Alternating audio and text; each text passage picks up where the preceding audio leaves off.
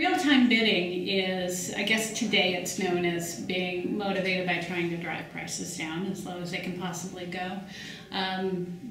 While we like the notion of the real-time piece, the idea of an auction or a place where people feel like they lose control over pricing is the piece that keeps that from really moving forward in a real healthy, productive way for everybody. And so what we hope to figure out is how do you take the driving pricing down off of the table by, again, showing a new way of valuing things so that the right inventory demands the right kind of price. And if there's supply and demand starts to drive the right kind of price. And that, to me, is probably one of the biggest issues that the consortium will be dealing with.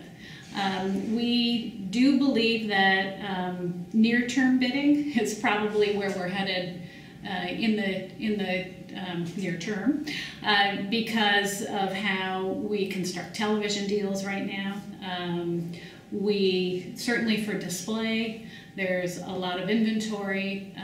The inventory is not valued as highly in a lot of instances as television inventory is or video inventory is.